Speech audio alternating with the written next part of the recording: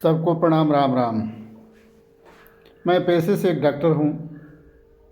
जब भी कहीं मरीज़ देखने जाता हूँ तो अस्पताल के लोग हमसे कहते हैं कि सर हमें इमरजेंसी ड्रग बता दीजिए।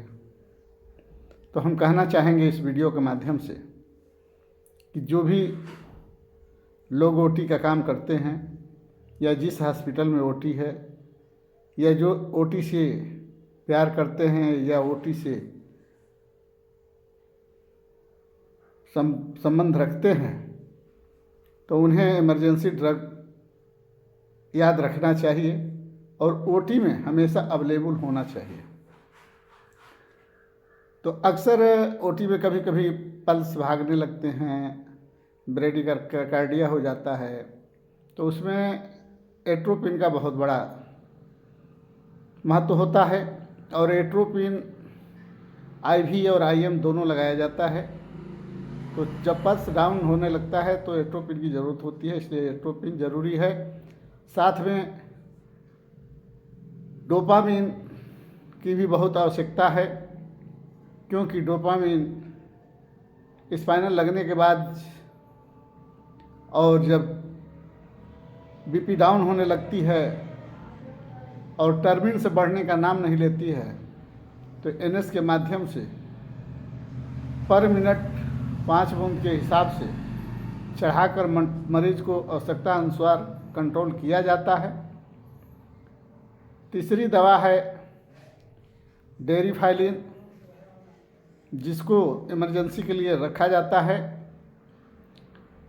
जब फेफड़े संबंधी तकलीफ़ या घबराहट, बेचैनी या दिल की कमज़ोरी देखी जाती है तो डेरिफाइलिन का यूज होता है ताकि हार्ट को ताकत मिले, फेफड़े को ताकत मिले। उसी के साथ डेक्सोना आता है।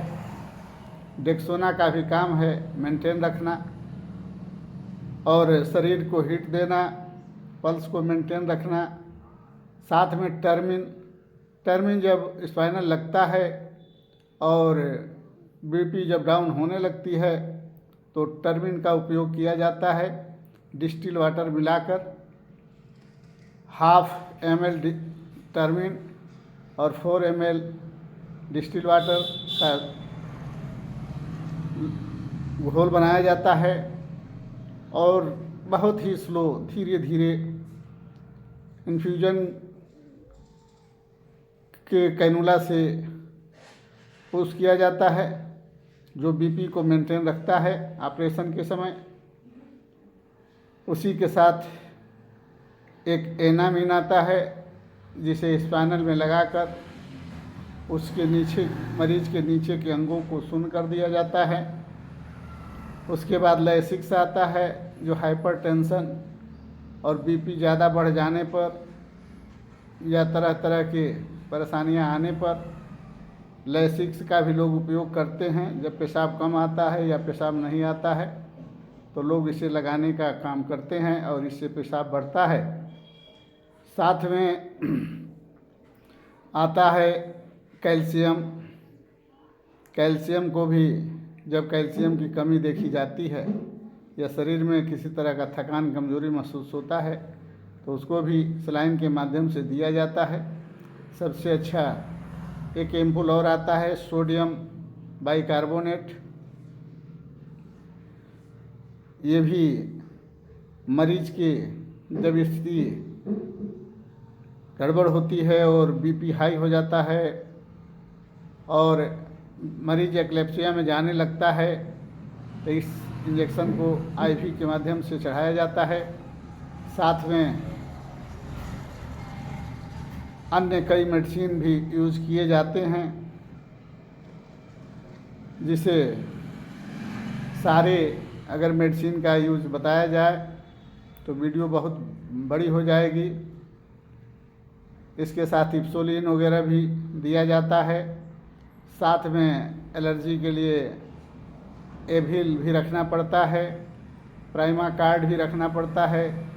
जैसे अस्थमा के मरीज हो, कॉन्स्टिपेशन, वो आपका फेफड़े में कफ जकड़न होने लगे, नाक बंद होने लगे तो प्राइमाकार्ड, स्किन डिजीज, मसूर, सुजलपीती होने लगे तो प्राइमाकार्ड, एविल और डेक्सोना की ज़रूरत पड़ती है।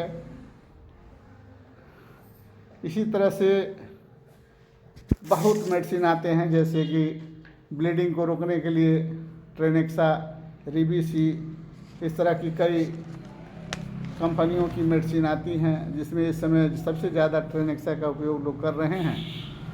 साथ में एडर्लिन IV दिया जाता है। ये कार्डियक अरेस्ट में काम करता है। ये लास्ट इंजेक्शन है जो लास्ट में इसका उपयोग किया जाता है।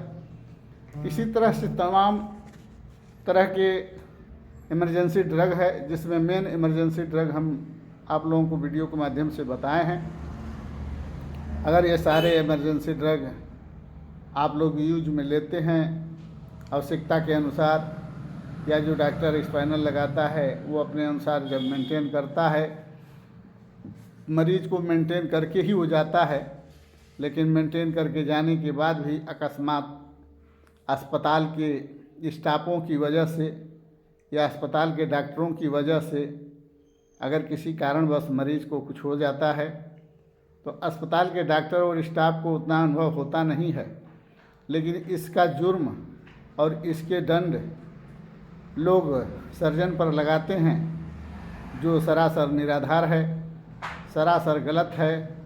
और इससे सबको बचना चाहिए कि अपना ब्लेम सर्जन पर न लगाकर उस मैटर को अपने सॉल्व करें।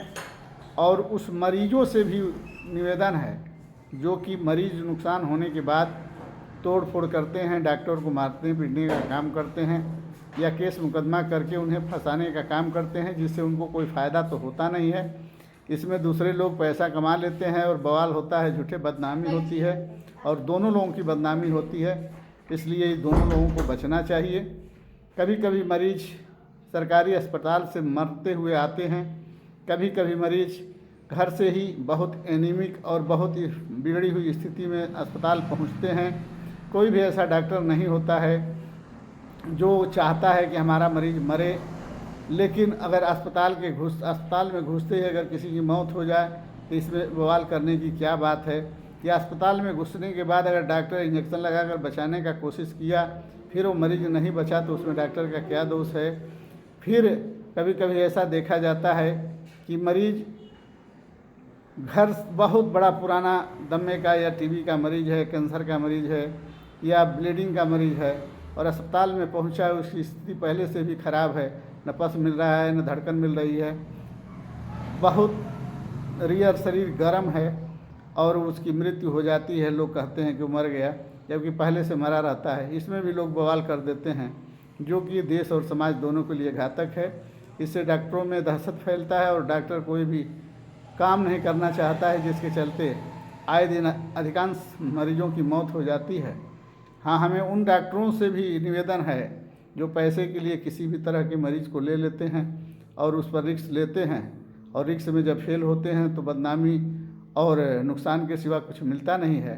तो आप लोगों को इमरजेंसी ड्रग रखते हुए भी इमरजेंसी मरीजों को लेने से बचना है, और उस कदर के मरीजों से ज़रूर बचिए जो सरकारी अस्पताल से जवाब दे दिए गए हों और जो अन्य अस्पतालों के लिए रेफ़र कर दिए गए हों। उस मरीजों को लेकर आप कलंक पालने का प्रयास न करें, क्योंकि सरकारी अस्पतालों में एक से एक पढ़े लिखे डॉक्टर बैठे रहते हैं। अगर वो डॉक्टर मरीज़ को छोड़ते हैं तो ज़रूर उसके पीछे कोई रीज़न होता है। तो सरकारी हॉस्पिटल से छोड़े हुए मरीजों को लेने का प्रयास आप लोग न करें, क्योंकि अगर ऐसा करते हैं तो आप भी बदनाम होते हैं, आपके साथ सारे लोग भी बदनाम होते हैं। इसलिए इस सब से बचिए। जय हिंद, जय भारत, जय सर्व समाज। और इन इमरजेंसी ड्रगों को ज़रूर रखिए, इससे फ़ायदा होगा।